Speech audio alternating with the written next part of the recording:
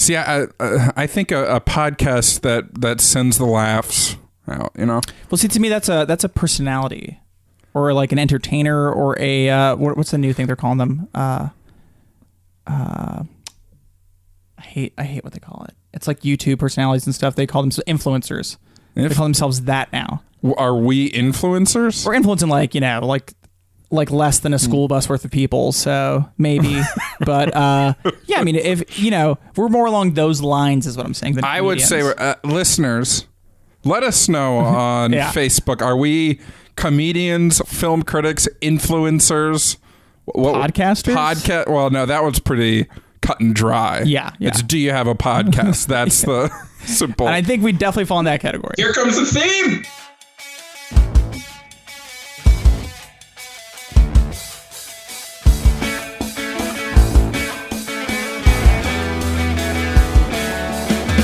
Hello and welcome to the Critical Breakdown, the podcast where we start at the bottom of Rotten Tomatoes and work our way to 100% fresh. I'm Max. And I'm Scott, and today we're talking Fargo, rated 93% on Rotten Tomatoes.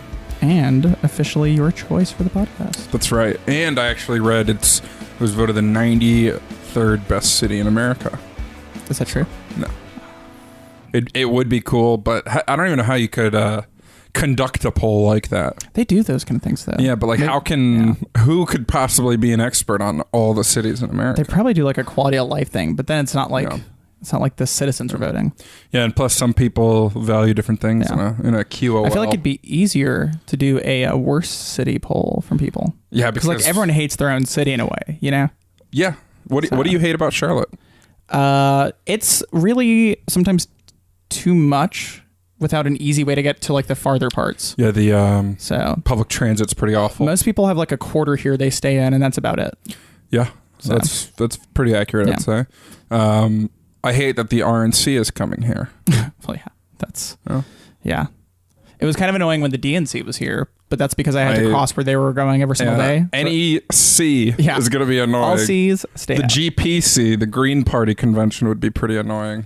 Yeah, they'll probably just be in like Denver for in the rest of their lives or something. Yeah, just be like Woodstock, except boring. Am I right? They're at the crystal shop. Yeah, that's what they're doing. I don't get that one, but they like healing crystals and stuff. Yeah. Who doesn't like healing crystals though? People, harmers. Is that the opposite of a healer? A harmer? Yeah, maybe. Or it's like a Dan Harmon fan. Yeah, harmers. Well, we know that it's tricky to conduct a poll on best city, but we're conducting our own polls. Nice. For choice 93% movies. Yes. You guys chose Jurassic Park for a 92%er. Mm-hmm. And so wait, Galaxy Quest was the 90, right? I believe so. 91 was There'll Be Blood. There Will Be Blood, that's right. And the 92 is Jurassic Park. So what are our 93% nominees? Well, first up, we have Boogie Nights. Boogie Nights. Yes.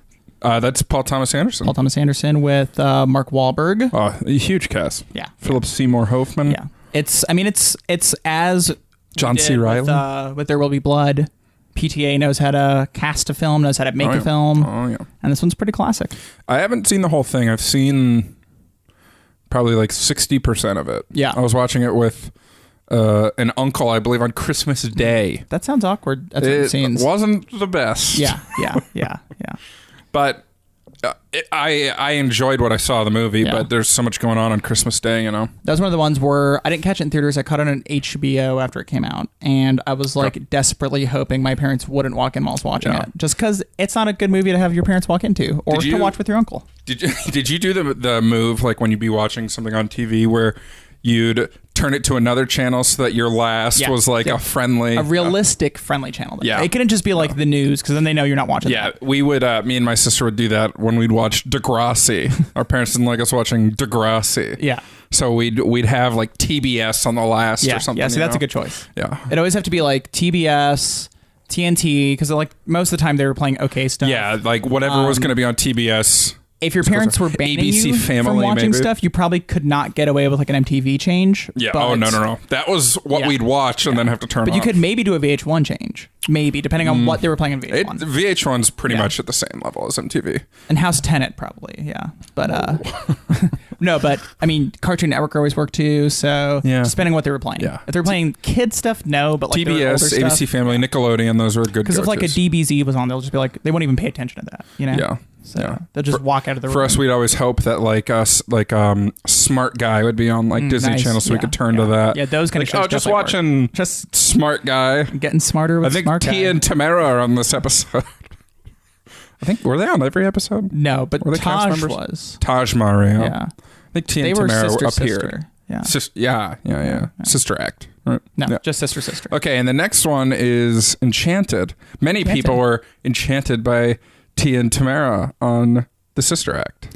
But not as much as they're enchanted by Amy Adams in this film. I haven't seen Enchanted. It's good. I like it a lot. It's really, really good. I don't know how to describe it other than that. I haven't seen it since it came out, but I probably saw it like twice in theaters because I liked it so much. When it came out, there's a song by John McLaughlin on the soundtrack that I really enjoyed. I don't even know who that is. He was like a not really pop, like he was in the was Edwin McCain the guy from Greenville? Yeah, he was an Edwin McCain type. Ah, okay. Or was it McLean? Edwin McLean? It was McCain. McLean. I think McLean. I don't think he's related to McCain. John. Yeah, McCain. It is McCain, but he's not related. So both statements are correct. I think it's McLean. It's not. Was Al B? Was that his song? I'll be. Yeah. And then who was I'm trying to think of more comparison artists, which is dumb. Yeah, I think I got it. But there's a song I like to the soundtrack, anyways. So. Well, James Marsden, I like him. If the viewers pick it, you'll get to hear that song in the soundtrack. And Max will do a karaoke version. I've never heard it. Karaoke, I believe. So I can't promise. Well, it's in the movie, right? You know what else? What? I got nothing. No. Oh, you mean Midnight in Paris? Yeah. I'll do that whole movie in karaoke. Oh, okay, cool. This is a cool movie, Woody Allen. Yeah. Which is weird, but that statement alone is it's not weird. like other Woody Allen stuff I've seen. Yeah. It's got Owen Wilson. Wow. I haven't really watched much Woody Allen recently. I'm kind of just over him. This is the last one I've watched, but it's very different than like Annie Hall or any of his more renowned works. Yeah. It's a very cool. It's from the trailer. When we watched the trailers, it looked less cynical than some of his work is. Yeah, I would agree with that. So. It's very magical. Yeah. It's like a fantasy. Yeah. It's cool. And it's you said Owen Wilson, right? Wow. Yeah. Rachel McAdams. Oh, nice. Corey Stoll. Does she do a better job in this one than in The Time Traveler's Wife? Yeah. Nice. She's a very minor character in this one, but I guess she's sort of like in Aloha. Yeah, I would say her character's role has similar screen time to her turn in Aloha. I just want to paint a picture there for the listeners. Yeah. So somewhere between Aloha and the TT dub, as we call it here. And then finally we have... You know, they say France is no country for old men. Do they? No, but it got us there, and now we're talking about it. That's true. That's another Coen turn. Yeah. The Coen, Los Hermanos Coen, I believe is what they say. And it's only like one removed from There Will Be Blood, technically, like one number between them. Okay. So that's interesting because we had that one and these two were like big heavy hitters that year. That's right. They went up against each other for all them Oscars. Yeah. And who came away with the trophies? If this one picks, which I think the film fans definitely they're into it. I think Boogie Nights is going to surprise you. Boogie Nights, I mean, gonna surprise you. I wouldn't be surprised if it surprised me. Whoa. Wait. So does that mean you'll be surprised or no? No, you won't be surprised. It won't surprise you. No, I'm saying if it surprises me, you won't be surprised. I wouldn't be surprised that it surprised me. Those counteract each other. So you're just saying it could be Boogie Nights. You won't be surprised if it surprises you. Nights. If you won't be surprised that it can't surprise you. So then it could be Boogie Nights. Yeah. That's how it works. That's one way to put it. What are you going to cast your vote for on Twitter or on our website, thecriticalbreakdown.com/poll? Is that it? I think it's /vote. /vote. Part of me wants to do Enchanted just because I like it so much. Is that the voting part of you? That I don't know. I'm probably torn between Enchanted and Boogie Nights. Max is maintaining his hidden ballot here. Yeah. I'm always kind of torn going into Have you seen No Country for Old Men? Yeah. Okay. It's good. Yeah, I like No Country for Old Men. But is that too much Cohen? That's the question. That's the question. I mean, these movies, this one that we're talking today and No Country for Old Men, they have some similarities because they're crime stories. Yeah. But they have a lot of differences too. Yeah. So it's interesting. Yeah. And that could be really interesting this close to like compare their work at those different stages. So I agree. And we also have the Big Lebowski. Yeah. To talk about. Yeah. So, I mean, all crime films in a sense. The Departed. Yeah. Well, yeah, but that's not these guys. It's crime. No, but I'm saying from the Cohen crime. The Cohen crime collection. Like it could definitely be an interesting conversation to pick them apart that way. Sure. So, but I do know what you're saying. Enchanted also has a very good blend of animation and live action film. Just like Who Framed Roger Rabbit? I was trying to think of one from our list. Oh. Do we have one on our list that does that? I don't think we've watched an animated movie yet. We could have watched Cool World at one point, but we skipped over that one. Yep. That was probably the right choice. Yeah. Well, that was a 0, wasn't it? Yeah, I think so. Yeah. And nothing can beat Mac and me there. Yeah. I'm trying to think if... we almost watched Mulan. Almost, yeah. Yeah. But we haven't watched a fully animated yet. I think I picked one in these 90s so that we would have it. I picked Beauty and the Beast, OG, B and the B. Didn't I? No. What? Give me this. You picked the... Oh, yeah, you did. It's on the bottom of this page. Yeah, you did. You did. You dog. You got me. I got you, dog. And then you picked the Iron Giant. So we'll talk about some. So yeah, anyone who's really jonesing for some animation, it's not that Enchanted is your only enchants did for this. Yeah. We'll get to a couple fully animated films. Yeah. So we'll get there. If you pick this, pick it for that sweet, sweet John McLaughlin score. You know what I like about John McLaughlin? What? He doesn't have an H in his first name. It's just Jon, baby. Nice. Why waste time? Probably because he has like 8 H's in that last name there. I think there's 1. The way you say it, there's 8. If I had to guess, and I don't know the spelling off the top of my head, but I believe it's an McLauchlin.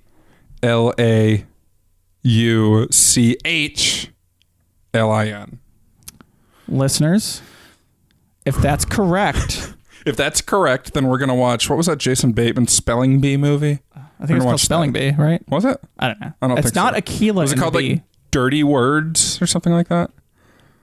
Yeah, Potty maybe. Mouth? I don't think it was just called Spelling Bee. There is a movie called Spelling Bee, though. I believe you there. Spelling Bee. Yeah. So, ladies and gentlemen, we will have these poll nominees up on our website. Yep. As of today, when you're listening to this. Which is thecriticalbreakdown.com/vote. Not poll. /vote. Poll will take you to a dark place. Yeah. Scott sends me a lot of photos. And Max puts them there on his poll. Yeah, on my photo poll. Or you can vote on Twitter. Yeah, at Breakdown Cast. Right? So that's twitter.com/breakdowncast. Yes. And we don't run polls on Facebook. People always ask us that. We did once because it was a tiebreaker. Yeah, Facebook only lets you have 2 poll options. Yeah. So. And if you're new to the show, we do this each bracket we hit here because we're each reviewing a 90% film and the 90%. We each picked one, and then we have a fan poll. Yeah, so we have a fan poll. So you'll get more chances to pick your winners. Yeah, so if you missed out on that Jurassic Park poll, that 92% poll, you could pull a few options out of this hat. Oh, yeah. So I'm looking forward to whatever wins this one. Once again, we did a good job picking nominees. We fucking nailed it, guys. Because every movie's good. So Yeah. At least the ones I've seen are good. And the thing is, it's really hard to fuck it up at this height, you know? Yeah. Because they're all 90% movies. Yeah, so. Like, even if we hated the film, there's something that other people liked that we can understand and pick apart what they liked. There's something that 90+% of other critics liked. So. Would you consider us critics, film critics? To a degree, yeah. I think we're on that scale. But we're not on the comedian scale. No. I think we are. Until we do stand-up. We can book a stand-up event. I don't think that's a fair. We're like personalities. I was at an improv show once, and they asked the audience to answer a question. I gave an option. Does that count? No, unless you were on stage in the improv. I wasn't. Yeah. Do you want to do improv? I would do improv. I don't want to, but gotcha. I were at an improv show and I knew all the improvisational performers, and they said, "Hey, our friend Darren was supposed to make it, but he's sick, and we really need someone for Darren's scene," which doesn't make sense because it's improv, but and they asked me to help out. I might, but I'm not like gonna go sign up for the local troupe. All right, it was worth a shot. That's a path to being a comedian right there. See, I think a podcast that sends the laughs out, you know. Well, see, to me, that's a personality, or like an entertainer, or a what's the new thing they're calling them? I hate what they call it. It's like YouTube personalities and stuff. They call them influencers. They call themselves that now. Are we influencers? We're influencing like less than a school bus worth of people, so maybe. But yeah, I mean, if we're more along those lines, is what I'm saying. I would say, listeners, let us know on Facebook. Are we comedians, film critics, influencers, podcasters? Well, no, that one's pretty cut and dry. Yeah. It's, do you have a podcast? That's the simple. And I think we definitely fall in that category. I would agree. Yeah. But let us know what you guys think on Facebook.com/The Critical Breakdown. And I might cry if you guys are mean about it. Well, yeah. But Max will delete the comments before I see him, so it's fine. Or Josh will. Isn't Josh the official moderator of our Facebook? Is he? He declared himself that during I think that was during the live videos. Yeah. But... So we'll do a live stream of Scott crying as I delete comments and Josh moderates them. Yeah. I mean, if you guys are doing your jobs, I wouldn't be crying. Let's be real. Wow. Jeez. I mean, if I'm crying, that means I read a comment that you were supposed to delete and Max or Josh was supposed to moderate. I don't understand the difference between the two roles. Me? What's a moderator do when we have a deleter? I think he tells me to delete them, then I'll delete them. Okay. Yeah. That's how it's going to work from here out. Okay, cool. We nailed it. So, I have a bruise on my knee. It's a pretty haphazard plan we have here. Youchies. What's the about me crying? Yeah. All of that. But today is a day we're talking about haphazard planning. Ooh. So we're discussing Fargo. Guys, that was not canned clapping. That was live. Live applause. Clapping. Well, what's the plot synopsis for Fargo? A car salesman's inept kidnapping crime falls apart due to his henchman's bungling and the persistent investigation of pregnant police chief Marge Gunderson. I think that's a great summary, but it leaves out the car salesman role in bungling that plan. It was worded originally as due to his and his henchman's, and it was just hard to say clunky. That. Yeah, but he definitely is a big part of the... His inept kidnapping crime falls apart. That's true. It opens there. The inept, it starts there. It's very inept. Well, this is... very much the main actor in that sense. One could call him the catalyst. Definitely. And I think that's going to come up again later. Yeah. This is a Coen Brothers movie, as we mentioned while discussing No Country for Old Men. Mm-hmm. But technically only directed by Joel. Ethan does get that IMDb uncredited credit, though. They, the Directors Guild, we were talking about it a little bit while watching, they're pretty strict on direction stuff, and that's why you see like the Han Solo movie, they had to film a certain amount of it with Ron Howard for him to get full Ronnie's directing fine. stuff. You don't have to say full Ron Howard. Yeah, you can just say and so there's always discussions with that. Yeah. Like with Justice League, it was like, how much did Whedon do to get, he still wasn't listed as director, still Zack Snyder. So these kind of movies, when it's like a working pair, I don't know if they've changed it, but at a certain time it was, if you didn't make everything together, every single thing, like you couldn't list yourselves as a working pair. But that might have changed since then, so I'm not sure. Yeah, and I mean, now they're both, ever since, what was it, ever since like The Lady Killers, they've been both like that. Yeah. Credited as director for their... he did one, and then they've been both credited. Like they did a swap at one point. like Ethan got a solo. Yeah. I don't remember, but their first few, like Blood Simple and Lebowski, probably. Lebowski and whatever their like first 5 movies or something. It was all the Joel show. Yeah. But they both got writing credit. For all of them. So the Writers Guild's loosey goosey, man. You know, Ethan would get producer credits on them, on a lot of them. So like, I think their idea was like to make sure they're each listed for a singular one as well as a double one. But now they don't have to worry about it. But they're both prodding. I guess producing. Oh, okay, there we go. That makes more sense. They're both prodding the film around. What are you talking about? I like how you accepted it too. They're like, prodding? Yep. I was waiting for like the other shoe there on the sentence, and it just never dropped. So the size 12 takes a while to fall. You got to prod that until it falls off. So Prod. You got to prod that. Prod it off. Really, quite the cast, though. Yeah. You know, it's funny. Fargo is a dark film. Oh, yeah. But it's also like very light at the same time. You know, it's like a black and white cookie. Okay.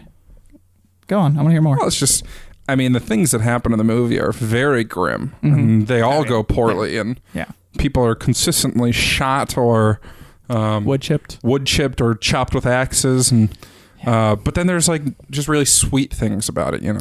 Yeah. Like Marge Gunderson and Norm, the married couple, they're just lovely. They're Minnesota nice. Yeah, they are Minnesota nice. Yeah. You know, and so there's like that veneer of the Minnesota nice, like with Jerry, it's very fake. Yeah. And you see him like let out his rage at times.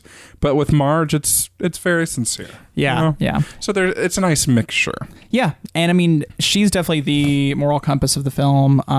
Everything outside of that is anyone who's like an actual character is pretty despicable. Yeah.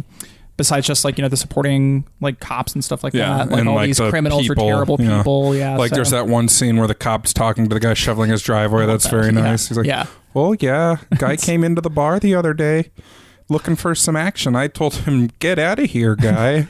My favorite thing is with Steve Buscemi's character. Yeah. He's always described as funny looking. Yeah. They're like, well, what's funny looking about him? It's like, you know, he's just funny looking all over. Which is 100% accurate. Yeah, and it's like, you know who Steve Buscemi is, so you know he's funny looking, but she, as this character, hasn't seen him yet. Yeah. And I don't think she ever actually sees him, so... No. He's mostly chipped at the point that she sees him. It's just kind of a generic mystery to them, but the guy's definitely funny looking. So it's... And where would you even start describing Steve Buscemi? Yeah, I was going to ask you, how would you... I would say, like...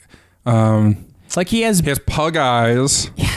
It's things like they look like they're off shitty kilter, facial but they're hair. Kind of not. Yeah, he has like exactly. So it's everything's a little misaligned. I would say that it's such a generic but like not specific description of somebody who looks very unique. Yeah. So it's hard to do it. So funny looking works. I wonder if you could, like, maybe next week we can do this.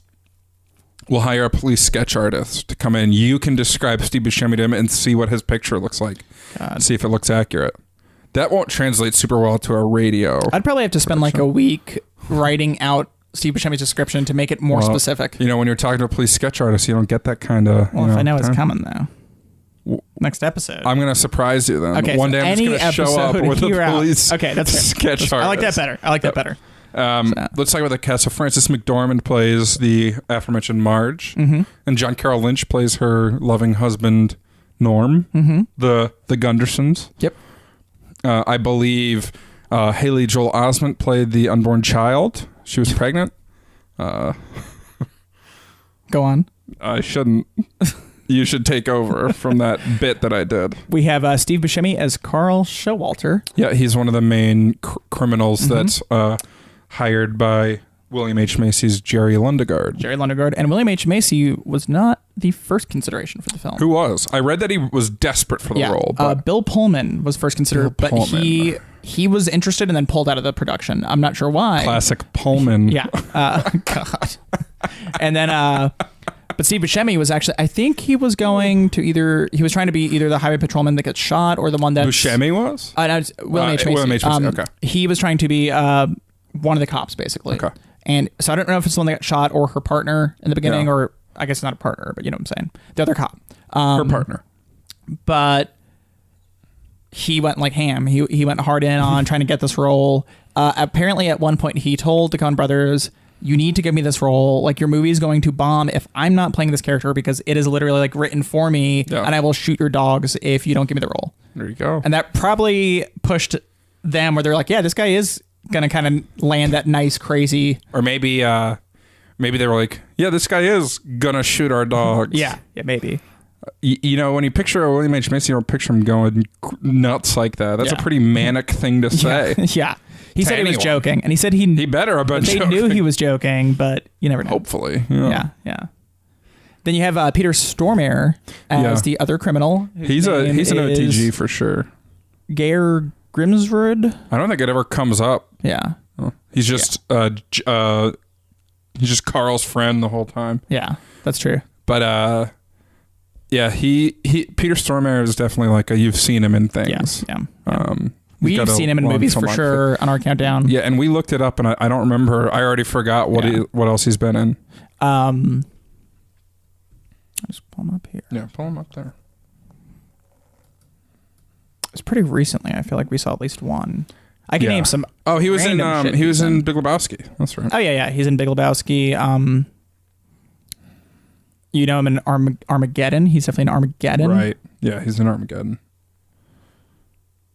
A lot of TV roles too. Yeah, shit, he's in a shit ton of things. You kind of said it like it's a bad thing. Yeah, shit, he's in a shit ton of things. He's in The Lost World, Jurassic Park. Okay. But as far as our countdown, he's in Hansel and Gretel Witch Hunters. Oh, that's right. Yeah. He plays like the bumbling sheriff, doesn't he? Yeah. Yep. And he might be in like one other thing, but I know for sure he's obviously in the ones we just named. So there we go. But you'd know this guy. He always plays like either a Russian or a German and a criminal or like a shady dude.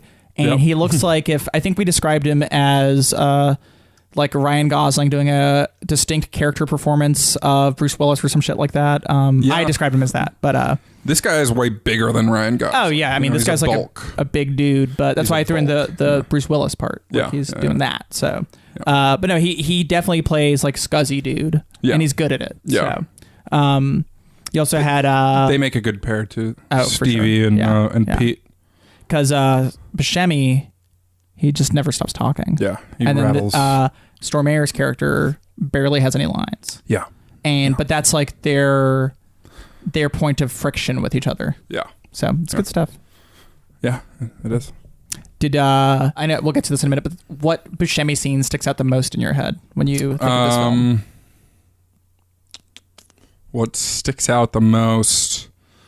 Maybe I don't know. There's not really one that sticks out the most to me. Like maybe when he just comes back after he's shot and he's like got the paper on his face. I can say, the scene, act of getting shot and what happens after sticks out to me, as well as the getting his ass kicked scene.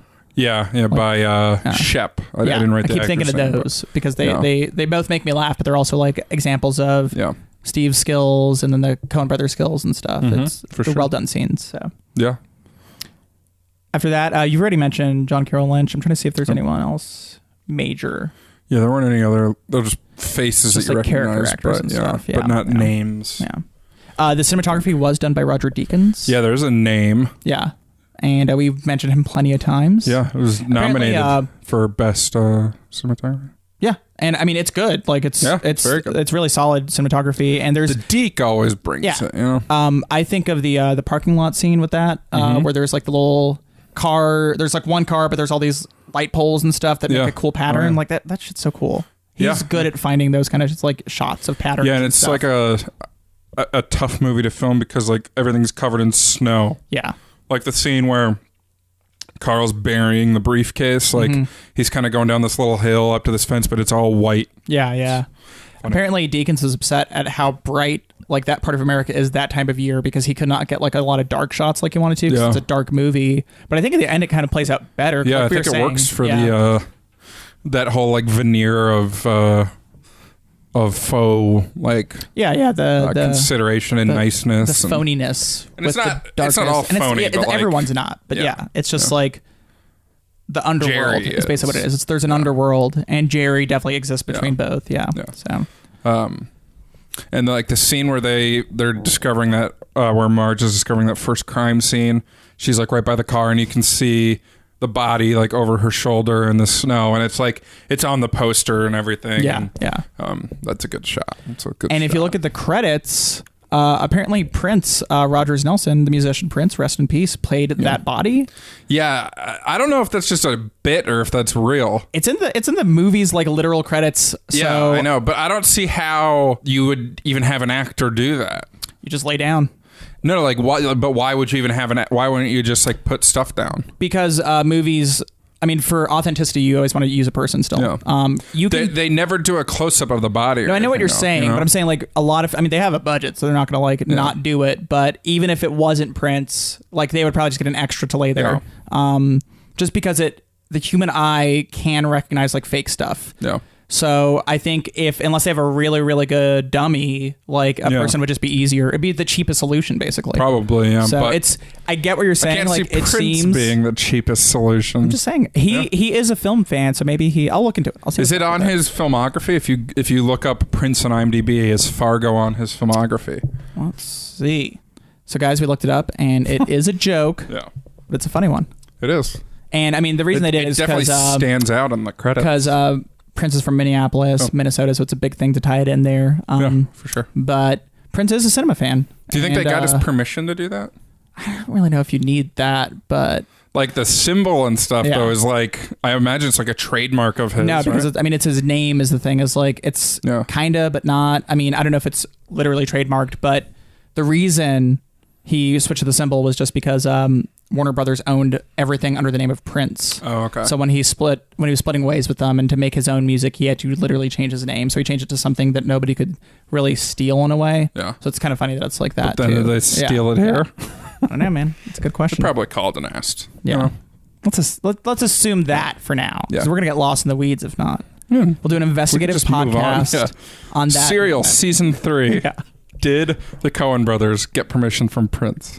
So in that scene, the investigation scene, it's our first like huge introduction to Marge. It's our first period introduction to Marge. Well, we see her waking up with the phone call, right? Yeah, but it's like all consecutive. Yeah. Not one so it leads into scene, that, but it's like a sequence. Yeah.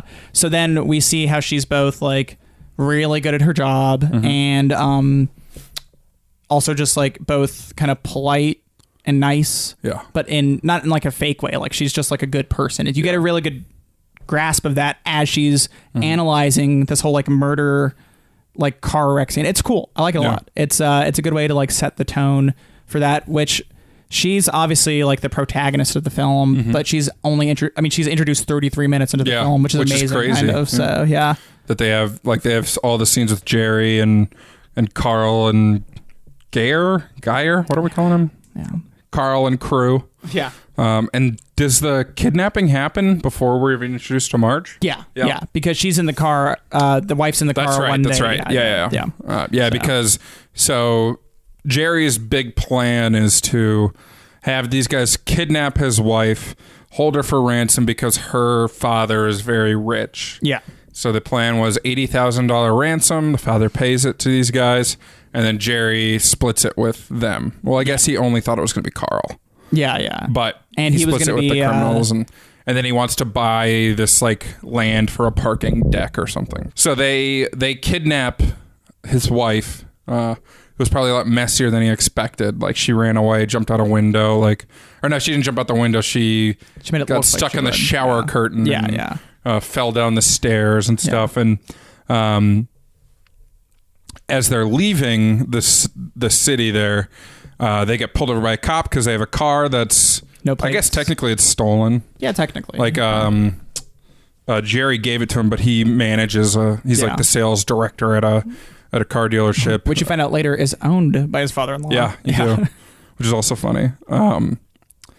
And they're pulled over, and then they kill the cop, and then some other people go by, so they have to go kill those guys and stuff. So it's like this crazy scene. And what's funny is Marge pretty much pegs exactly what happened as soon as she's there. Yeah. She's like, so that must have happened there. These guys drove by. These guys here. This guy died in the car. That guy died running away.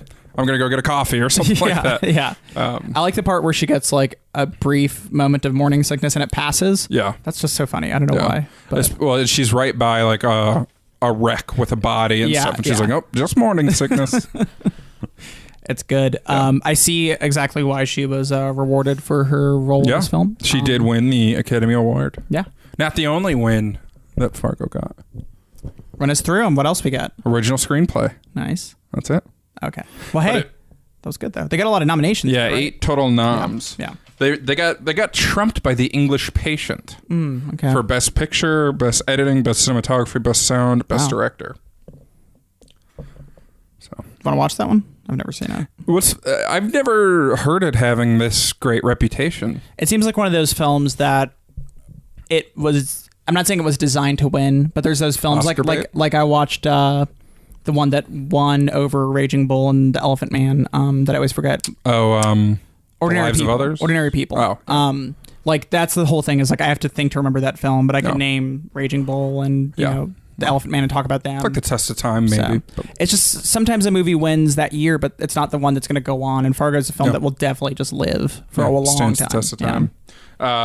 I did like Anthony Minghella did Cold Mountain, and I really liked Cold Mountain. Oh yeah, Cold Mountain is good. But I still can't even get all that interested in English Patient. Yeah, maybe. And then Jerry Maguire came out the same year, which we both love. Yeah. Jerry Maguire feels more recent than Fargo, though. Maybe it's because the events of Fargo take place in the 80s, so it feels a little older. And it's also like, so it definitely matches that visual, and it's like small town. Yeah. Where Jerry Maguire is more like cutting edge, like, you know, big town, big city. So, that's right. Plus, city it's just folk like, versus them country bumpkins. Exactly. And there's like a sexier thing to Jerry Maguire as a film versus this one, which isn't Tom sexy. Cruise. Yeah. Well, Tom Cruise, I mean, there's the whole like, you know, single mom thing, like him seducing a single mom, him having that sex scene in the beginning with Kelly Preston or something. Oh, yeah. So, did he? Was that Kelly Preston? Yeah. Yeah. Hell yeah. Good for him. So I mean, it's like smoke show and twins. Yeah. Can we talk about twins for a minute? So a lot of Jerry Maguire feels more modern, I think, also because it's like it introduced us to Cuba, who won the Best Supporting Actor. So over crazy William H. Macy. And I was actually reading he threatened to kill the entire Academy's dogs. Yeah. And he still didn't get him. Well, a lot of dead dogs that year, but did they pick the right winner? That's the question. I like Cuba a lot. Yeah. In Jerry Maguire. Yeah, no, he's good. I do like Jerry Lundegaard here, but Cuba's pretty. Yeah. He's not even like that big a role in that movie. You know? No, but he steals the show in the movie. Screen time wise, William H. Macy probably has over double the amount of screen time. Yeah. As Cuba, but he does steal a show in a scene. Show me the money, Jerry. And he himself is also parts of the catalyst in that film. That's true. Yeah. So it's very important. Show me the Oscar, Jerry. You know what I mean? Well, yeah, Jerry here definitely wanted someone to show him the money because dude was in debt. Yeah. Illegally. It's all his fault. Like he was in debt because of his own stupidity. He had stolen this car from the lot in order to get the money here. So like when you think about it, his foolproof plan would have gotten him like $10,000. Yeah. Because he'd split the $80K with the criminals. So he has $40K, but then he'd have to basically put up the money for this car that he stole. So let's assume $20K there, especially if he got the sealant. Yeah. You got $21K. So he's with $19K. What's he going to do with that? What's funny is, and the film does a great job of like letting the audience know how stupid he is in that sense, because he, before this, has been pitching a deal for the car lot or the parking lot to his father-in-law, who then eventually is like, you know, that's actually a good deal. Yeah, he's like, me and my dude are thinking about it. Yeah, numbers are solid, Jerry. So he's like, we'll get you a finder's fee. Yeah. And the guy was like, what do you want, like 10%? And it was like a $750 deal or something. At least, yeah. Yeah, $750K, I think, was what they were. He would have gotten more money for himself from that than ever doing his crime, and the idiot was already too deep in because the kidnapping had already happened. Yeah. So, or was about to happen. I think it was like about to happen. It was probably the same day. It was the same day, yeah. So he would have made $75,000 from that. Yeah. But they make a good point of showing throughout how her father kind of like invalidates him as a man throughout, you know? You understand why he's doing these bad actions instead of getting walked all over. his modus operandi doesn't justify this kidnapping and everything, but you can relate a little bit. Like throughout, he talks about, he's like, no offense, Jerry, but I don't think you have the cojones to pull this off and stuff like that. And my favorite interaction with that is where he says, I'll make sure Jean and whatever their son's name is, Scotty, are taken care of for the rest of their lives. He was like a non-entity. Yeah. You're an entity. I wouldn't associate with that. So whoa. Yeah. I'm an entity, but I'm not a comedian. Sorry. Keep that up and you will be. So throughout he's just getting like invalidated there. So then when he brings this deal to him, but then when you think about it, like from the father's perspective, why would he loan $1 million to his bumbling son-in-law to manage a parking lot, which, assuming the numbers were good, you'd assume, okay, yeah, it will make money, but it's going to take a long time, 10 years at least, I would assume. Yeah. I don't know what the parking money's like in Minnesota, but Minnesota. So Jerry's has this idea in his head that just doesn't make sense, just like the kidnapping. Kidnapping doesn't make sense. No. So after the deal doesn't work out the way he wants, when his father-in-law's like, we'll give you a finder's fee, but we're not just going to give you the money. And then when Jerry says he doesn't want the finder's fee, he's like, well, we're just going to do the deal anyways. Yeah. Because they have all the numbers and everything. And it checks out. And what the hell is Jerry thinking? So then he raises the ransom to $1 million. Yeah. He gets home, sees the kidnappings happened. Yeah. He looks shocked that it's like harder, like you mentioned, that it went a little more extreme. In his head, I'm sure he didn't think there's definitely through these real things, some separation there, obviously, but and so then you hear him saying like, what's the father-in-law's name is Wade. He's like, Wade, I have terrible news. Yeah. And then he says it like 4 more times in a different inflection Wade. Each time. Well, he's and practicing. you're like, oh shit, like he's not actually talking to him, he's practicing. So they do a good job of making you you already dislike him for his actions like that, but then it's like it quickly turns the other way where you're like, oh man, like Jerry, you are just pure trash. Yeah. And then like you said, he ups it up to $1 million. Cool mill there. And then Wade is like,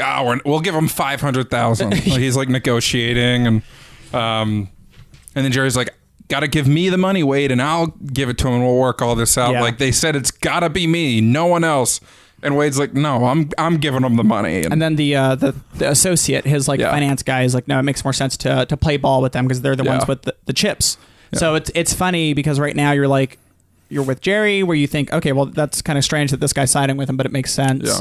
And then that turns later when later on they're just like, no, like it's the father-in-law Wade should handle it. Like you're too stupid for this too. So. Yeah. I think that's when they use like, no offense, Jerry, but I don't think you could pull this off. Thing. And what's funny is like they have that scene in the diner where they're talking about like what they're gonna do with the money, who's gonna do it, and then right afterward Jerry's like paying their bill and he's just like very nice to the cashier and stuff, and it's like that it brings you back to the like fakeness of Jerry. Like he really is a scumbag. But it's weird. And it's funny because I mean he has this like you said, this fake presence of niceness, but there's two sides of Jerry really, because I mean he wants to prove himself, and everyone gets that. Like you can sympathize with that, but you can't empathize with anything he's doing. It's all terrible. No. So it's funny to see how he's like just this wounded creature who's trying to do right by himself, but he literally invalidates every other person's life around him. Yep. Barely cares about his son. He forgets to tell his son what's going on. That his mom was kidnapped. Yeah. The fact that he gets his wife kidnapped for money is like so next level insane. Yeah. So I mean, it's ridiculous, and he doesn't really realize it till the end at all. And I mean, it's satisfying his whole turn because you want to see him get his comeuppance. Yeah, and it's hard to do a movie where that happens. Yeah, for sure. So I mean, and it's hard to have like when we started watching this, I told you like I compared it. It's like a fairy tale almost because like this snowy white world. It's like almost a foreign world to us, especially here in like Charlotte, but it's a very unique setting and all these characters with that like veneer of niceness, and then you have like Marge and Norm who are legitimately good people, and at the end things work out for them in that they don't die or anything, and they have nice scenes. And then there's a good duality between like Jerry and Marge where like Marge is happy with her life and she sees there's this really funny scene where she like meets someone from high school or something, Mike I don't remember, like Yagata or something,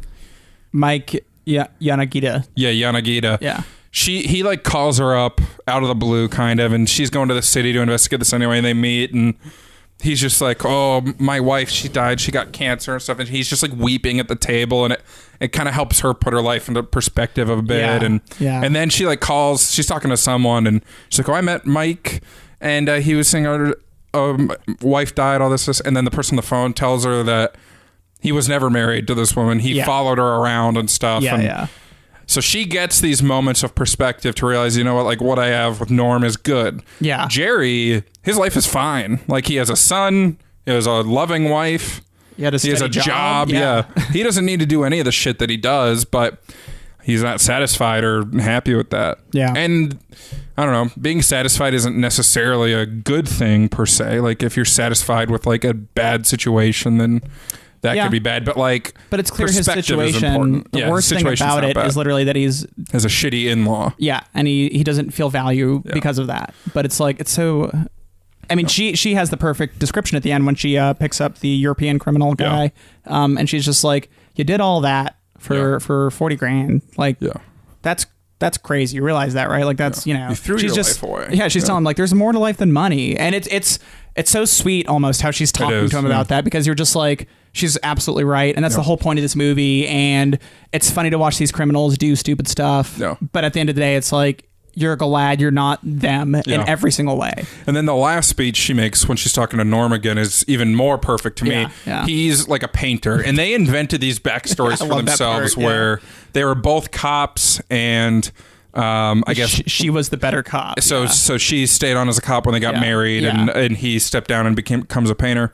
And at the end, they're lying in bed, just like watching TV, holding each other, and he's like, "Oh, they announced the winners of the stamp competition," and he's like, "And I got a stamp," and she's like, so proud of him. He's like, "It was only the 3-cent stamp, though." I guess stamps were probably like 29 cents at the time, because he was talking about how so and so got the 29-cent stamp, and he's like, "So no one really uses the 3-cent stamp at this," and she's like, "Oh no. When they raise the price of stamps, everyone's going to need a 3-cent stamp. The 3-cent stamp's great." So she's like helping him. She's kind of giving the same speech that she was given to the criminal in a way. You know, the same lesson. Yeah. And I mean, that's what makes it nice. That's what makes it a fairy tale. And that's why she's like the moral compass of this film. For sure. Obviously, it's your cop in a crime movie isn't always that. No, we've seen like The Departed. Yeah, like it's twins. There's like no moral compass in this. But what's interesting is we're catching this like very moral story within this amoral world. Basically, Ohio Governor John Kasich disagrees. Okay. I'm not gonna lie to you, Max. The John Kasich, I wasn't expecting him here. Yeah, no, exactly. I found this bit of trivia here in his book. Stand for Something. Oh boy. The Battle for America's Soul. And just to be clear for everybody, Max is reading this from his signed copy of Stand for Something. The governor of Ohio, John Kasich, spent 3 pages discussing his hatred for this film. For Fargo. Yeah. I guess he felt it like, was about the moral collapse of America. Wow. But what's interesting is... That's delicious. Yeah.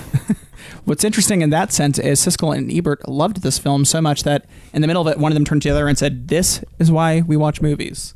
Who said it to him? I didn't take note on that. I bet you Ebert said it to Siskel. Maybe, but they considered it their best film of the year. It was their favorite of that year. The cherry on top of both of those, the Kasich and the Siskel and Ebert, was actually Roger Ebert endorsed Kasich's opposition in his 2002 election. So... because of the Fargo thoughts. So I just thought that was really nice. We can't prove that, but I actually buy into that. So I'm with you on that one.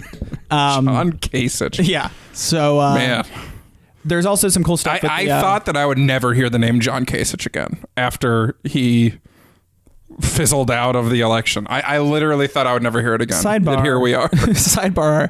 Scott's not one to talk politics often. There it is. But when he throws them out, sometimes you have gems. My favorite was when you said, I could see Paul Ryan running for vice president one day. And I was like, yeah, he did that before. Yeah, I said this in 2017. Like recently. And I was like, yeah, he did. And we just instantly were both laughing because we were like, I didn't even remember that. So. And I knew it at the time. Yeah, like it was there. But... So I was like, he seems like the type that could be vice president. It was like a pretty standard statement, like nothing, not a hot take, No, it wasn't even like a take. So, back to Fargo. Yeah. Marge doesn't appear for 33 minutes in the film. That's correct. At the same time, when Carl calls and says, what's his quote? He says, 30 minutes and we'll wrap this up.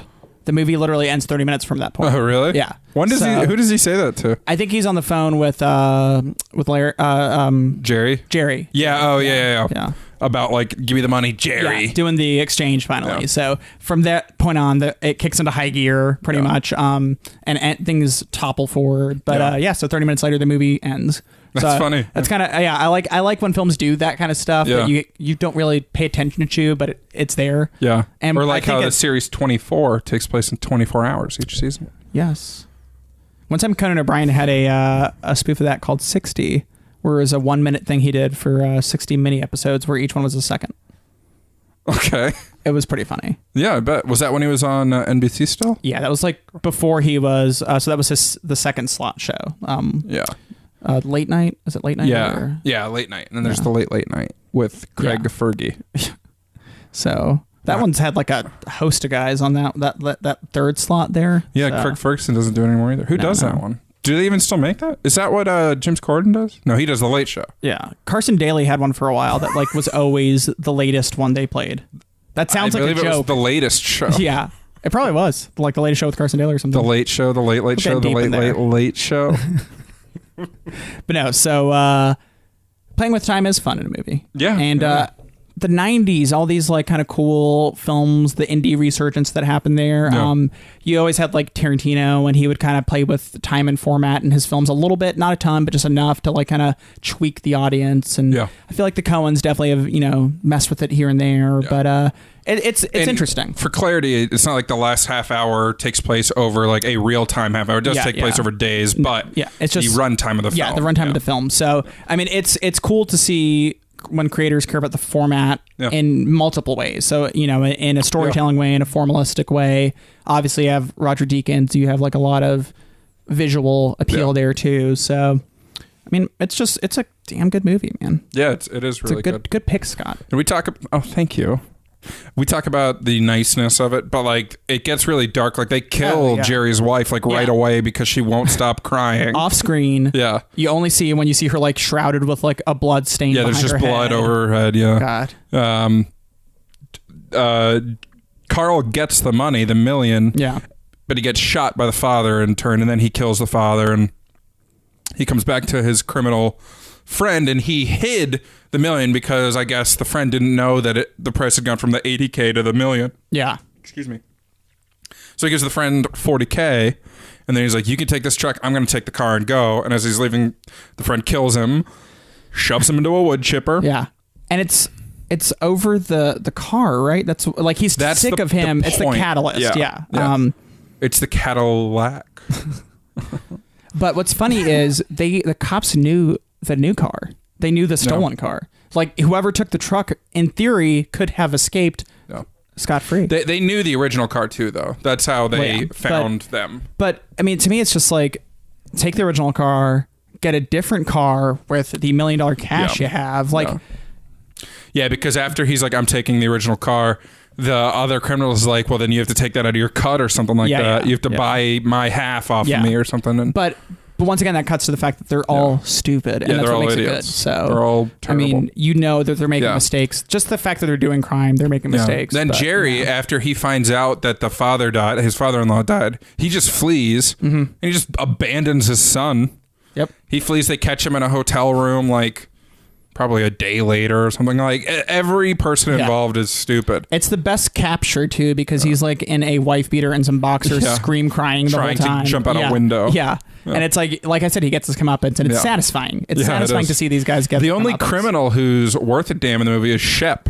Yeah, and he's like, he's trying to be the guy who plays it cool. Yeah, he's a connection type of criminal, but all he did was tell Jerry about Carl. Yeah, for a small cut, I think, not even that much. But then... And Shep was just like a mechanic at the dealership. Yeah. And then Jerry keeps asking Shep, like, oh, have you heard from Carl? And he's like, Carl and his friend. He's like, didn't vouch for the friend. Don't know the friend. Don't know him. Shep doesn't vouch for the friend. And then... and the cops talk to him, and then Shep beats the shit out of Carl for like... That's such a good I don't remember why...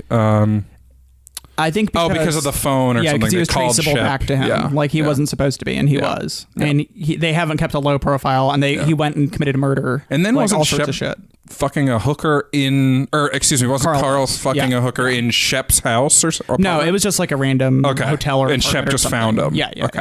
So I thought it was at Shep's. I was like, that's crazy. That would be crazy. The hookers, actually, I wanted to mention that the original hookers they talked to, that they hook up with. The pair they got at the truck stop, I believe you called them lot lizards. I did. That's the official term. But right. one of them, the actress helped Frances McDormand work on her accent. She was one of her. She's helpers. A native Minnesotan. So they were just, I guess, called the hookers, but in the cast, I don't think they're named or anything, but But no, their scene is so funny, man, and it's just the questioning scene. You mean? Yeah. Where the sex scene, I guess, could be funny, but it actually is kind of funny. They're having sex in the same room with the two guys, and then immediately after, they're just all four watching TV in the beds. They're watching like I Love Lucy or something like that. Yeah, which was kind of funny. But then the questioning, But the interrogation is just like, what do he look like? I already said that earlier, that he's funny looking, but just their delivery with everything and Marge's reactions. Yeah, she's just like nodding and like chewing gum with them. Like, every movie she's in, basically, she does great reactions. Oh, yeah. A lot of her career is based on how good those reactions are. Yeah. And I'm not belittling the rest of her career. I'm just saying they're great reactions. Yeah. I didn't realize that she had actually won the Academy for this. Yeah. For some reason, I thought that 3 Billboards was her first Academy win, but it's not. Those are only 2, right? For at least for I believe those are her only 2 Oscars. She's been nominated a number of times, other than Almost Famous. Yeah, I was gonna say she's great in Almost Famous. A bunch of when her voice cracks in that movie when she's talking, it hits me. Oh yeah, every time. And in this one, just like she's just good. So then there's also the Fargo TV series, obviously the anthology series. In one of the seasons, I can't remember if it was season 1 or 2, someone digs up the briefcase. Yeah, that's the only tie, though, really. I can't remember now. I need to watch them again because they sort of blend together. Season 1. Yeah, with Martin Freeman. Because that's with the grocery store stuff. That guy runs a grocery store. Who finds the money, I think. But yeah, I don't remember. Yeah, so there's always small connections, both thematically and some small, like sometimes the names sound very similar, but they're different. Yeah. Like there'll be a Larry instead of a Gary, stuff like that. I know season 3 I haven't watched yet, but it's about a twin brothers who one of them had a parking lot empire. Oh. So there's even ties like that. And there's just little things, and it's very much the same format where it's crime families and just like crime stuff in small town America, and it's interesting. I loved season 2. I liked season 1 a lot, but I love season 2. I know you were kind of like opposite than that. Well, I love both of them, but I like season 1 better. I need to watch them because they are starting to blend together a bit for me, and they're totally separate. There's no tie between. It's an anthology series. Well, there's ties slightly with each other. Though, like you can watch 2 without needing to see 1. Yeah. So there's some characters that like in 2, it's the younger version of them. That's about it. But So, but it's irrelevant to like the actual plot. Right. But no, they're good. This wasn't the first attempt at a Fargo series, though. There was a pilot made, I think, written by Bruce Paltrow, which I believe is Gwyneth Paltrow's dad. I would have to double check that. Sounds right. But it was heavily, obviously, influenced by the film. Yeah. The same premise, kind of a pregnant police chief solving a bungled crime. And I never saw it, but I know Edie Falco played the sheriff. Right on. And she went on to be in Sopranos, I believe. Yeah, she did. Yeah. It's a good property, so, And I think there's season 4 is in like pre-production now of the show. That's good. I hadn't heard anything, so. Going back to the 90s? I can't remember because it's different time. The 3 was in the 2000s, right? Was that the idea? It was more modern. Yeah. So it was definitely after the first set. Because the first one was 2001. The first series? Yeah, something like that. It was. And then the second series was in the 80s. Yeah. And then I think the third one, or I don't know. But they're scattered around. They should do Civil War Fargo. They might. You never know.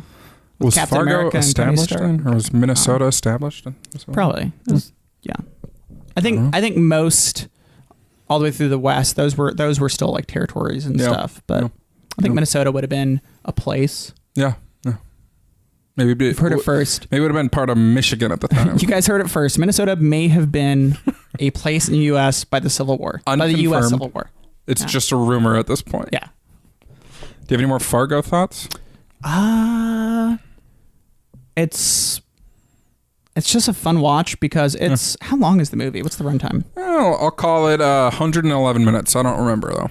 That's just a guess. It moves really well, was what I was going to say. Let's see how close I am. Usually they have it listed. 98 minutes. You're close, right? Yeah. But 3 off?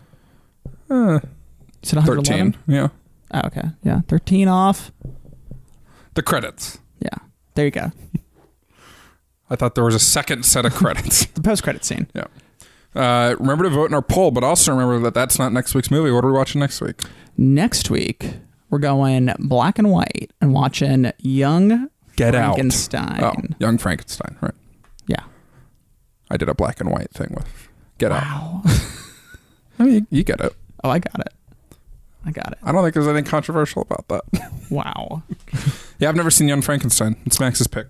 It's a good one. It's a funny comedy movie. It's some classics, and I think you'll enjoy it. All right. You like a good classic comedy movie, right? Yeah. I led you into this statement. I was leading the witness. I apologize. I think the oldest comedy I've seen is Shrek 2. Nice.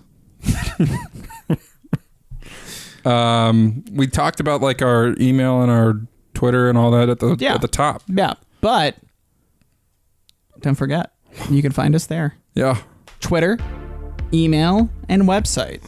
The big 3. The big. And if you got this far and you forget them, go back to the start. Oh yeah, just rewind. It's there. Rewind. It's easy on the Apple Podcast. It takes a swipe of the finger. Or you can do the rewind 15 seconds thing, like a bunch. Like a bunch. Nope. My name is Max. My Twitter is Max Rivera Film. Yeah. You can find me on the internets. I believe is you can find me on the internets. That's the correct term for the plural. Scott's internets accounts are. Do you remember them? You probably do. They're breakdown _ Scott on Instagram and Twitter, and then on Letterboxd at Stenin2. What have I been watching? We have an update on that though. Yeah, I tried to change my name on Letterboxd. I don't think I can. So I'll check from the desktop site though. I only tried from the mobile app. For right now, we're not gonna make any promises about Scott changing that Letterboxd name. We tried. We gave it the old college try. We did. We're gonna move on from that. Yeah, I really Jerry Lundegaarded it. We're gonna retire the Scott changing his Letterboxd name plot line for the show. Oh, okay. But we'll have an epilogue. We'll have a callback in season 4. Yeah. All right, folks, go vote in the polls. Yeah. Josh Rivera did our artwork. Jason Brown does our opening music. And Walter is the podcast boy or dog. Either. He's the podcast boy dog. The podcast girl dog is Stella. You betcha. What's our weirdest ending yet? Oh, yeah. Oh, yeah.